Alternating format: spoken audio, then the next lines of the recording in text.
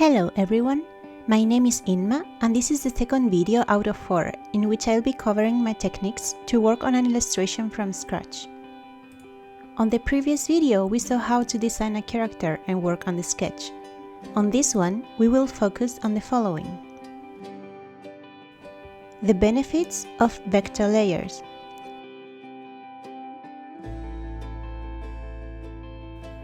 Working on the Lineart.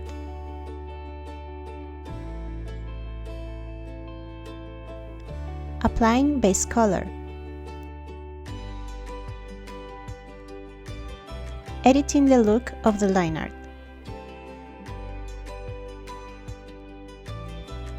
You can create a vector layer by going to the Layer menu, New Layer, Vector Layer. A little window will appear where you can give your layer a name and decide other options like the blending mode. The fastest way to create a new vector layer though is by simply clicking on the new vector layer icon on the layer palette. The little window will not pop up, but you can change the name of the layer or the blending mode manually. You can differentiate vector layers from normal layers on the layer palette, because vector layers have a little cube icon on them. Now that we know how to create a vector layer, I'm going to give you 3 reasons why I always use vector layers for Lineart. 1. The vector eraser is very handful. If you have the Erase Up to Intersection command on, you can erase lines with one click.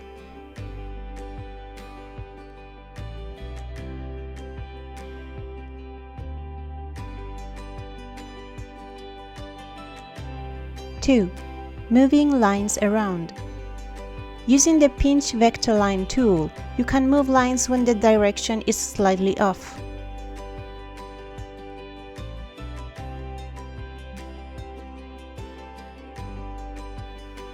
3.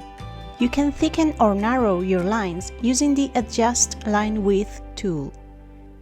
This tool can be used even if the layer is not vector, but it gives better results with vector layers. There is a 4th reason for using vector layers, but I will tell you about it around the end of this video.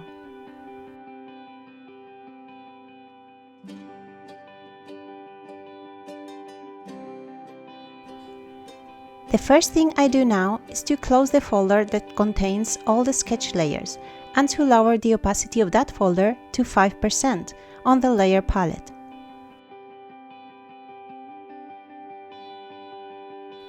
Next, I create a new vector layer on top and I'm ready to start inking. I will use G Pen because it will make it easier to use the bucket later to apply base color. But this is not the final look of my Lineart. I will explain later. I'm inking in black because it's easier, but I will change the Lineart color later.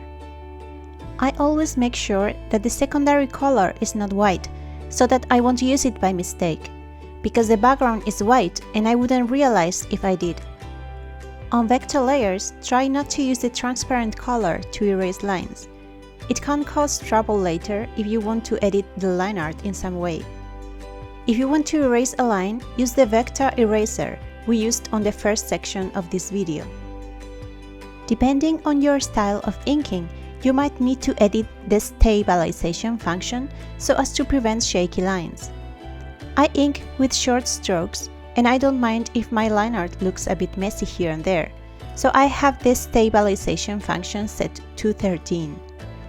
If you ink with longer strokes or you are aiming at a more perfect Lineart, consider raising the stabilization of your brush.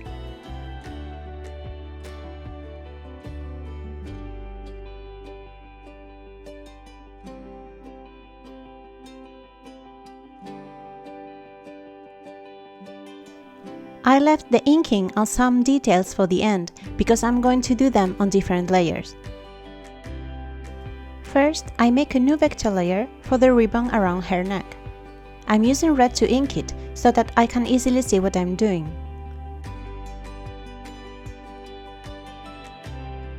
After I'm done, I want to remove parts that are covered by the hair. But I said before that I shouldn't use the transparent color to erase. What I do is to create a layer mask on that layer. A layer mask hides what's on the layer if you use the transparent color, or it reveals what's on the layer when you use any solid color.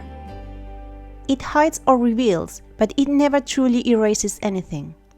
This way, even if I hide parts by mistake, I can always get them back without having to redraw them. In future videos, I will show you how this is super useful for backgrounds and textures. When I'm done with the ribbon, I edit the color by selecting the color I want and going to the Edit menu and using the Convert to Drawing Color function. This will turn everything on that layer into the selected color. I recommend setting a shortcut for this function as it is used a lot. I create a new layer for the frills on her shirt. I will use some lace brush so that it looks pretty.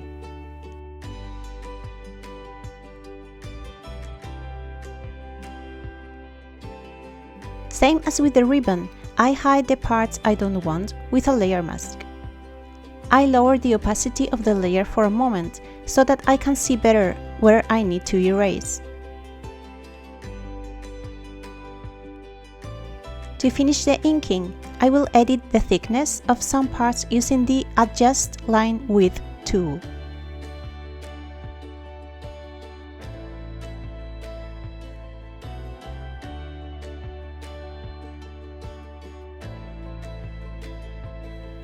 I will use a custom bucket to apply base color. I made this bucket available on Assets, so you will find the link to get it for free on the video description.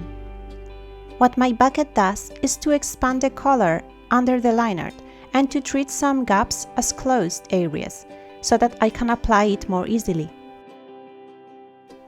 For my bucket to work best, I changed the color of the Lineart to a dark brown. I'm writing down the color code on a new layer in case you want to pick the exact same color.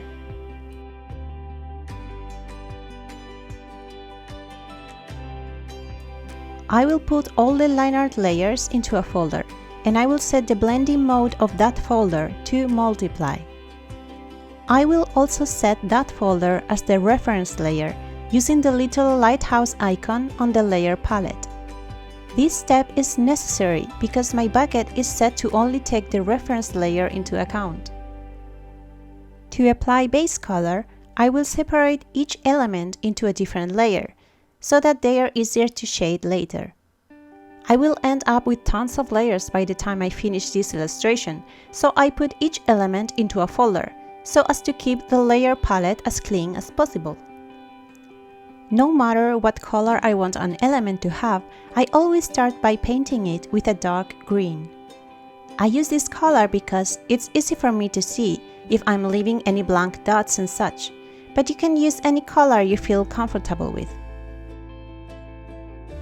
After I'm done, I pick the color I want from the Subview palette and I use the Convert to Drawing Color function on the Edit menu to apply it. I hide the frill and neck ribbon layers so that I can apply base color more easily. Now I'm going to work on the eyes and the mouth.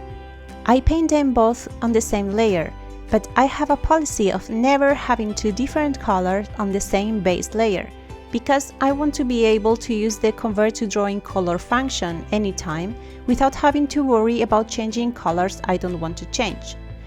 So what do? Even though the eyes and the mouth are painted on the same base layer, I create a new one on top where I paint the mouth.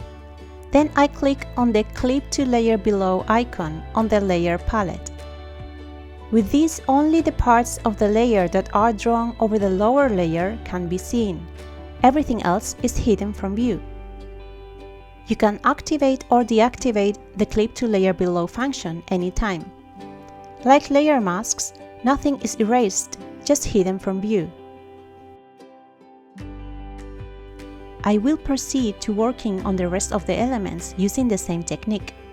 If I have more than one color in one element, like in the shoes, I create one layer for each different color using the Clip to Layer Below function.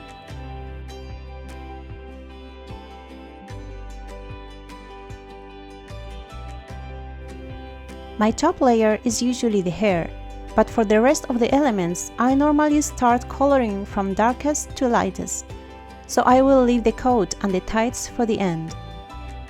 Every now and then, I hide the Lineart so that I can spot blank dots more easily.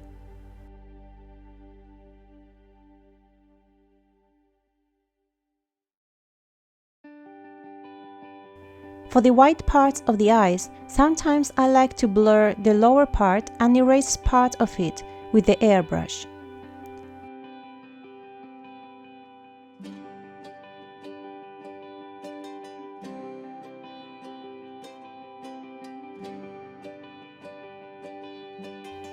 Once I'm done with all parts, I enable the neck ribbon and frill layers again. Because the Lineart folder's blending mode is set to multiply, you can see the colors changing under those layers. To avoid that, I right-click on the neck ribbon layer and I create a selection using the Create Selection function. Now I create a new layer under the hair layer and I fill it with whatever color I want for the neck ribbon, using the Fill function on the Edit menu. I do the same steps for the frill layer.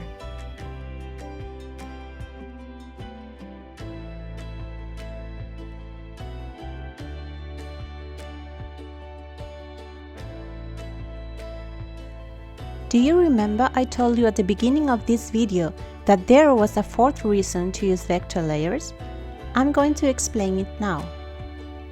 Using the operation tool while you have a vector layer selected, you can change the brush shape of that layer, which means that even if you inked it with a solid G pen, you can turn everything into a pencil Lineart or any other look with just one click.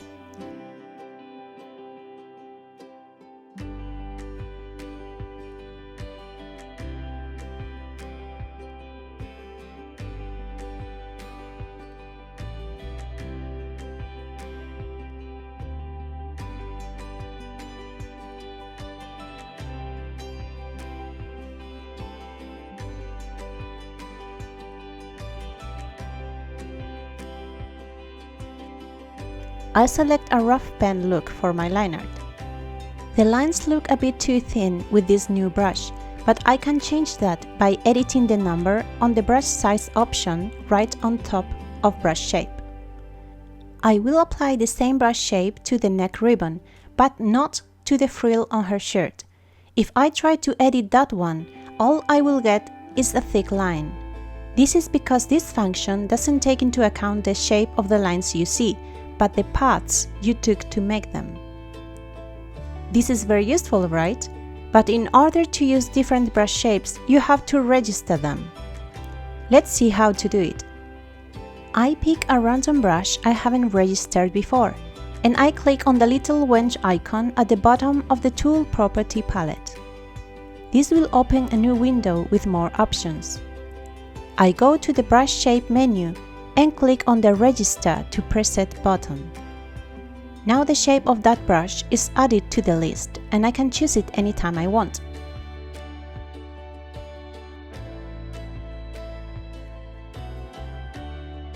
To finish this part of the illustration, I'm going to make some adjustments. I will make the Lineart black for now so that it's more noticeable. I will also lower the opacity of the frill layer so that it blends better with the rest of the Lineart, because it was too solid. And last but not least, I will make the color of the neck ribbon a bit lighter so that it doesn't look too dark and you can still see the texture of the Lineart. And that's it! We are done with the Lineart and base color. On my next video, I will show you some techniques to shade and apply lights to this character. Stay tuned and see you next time! Bye bye!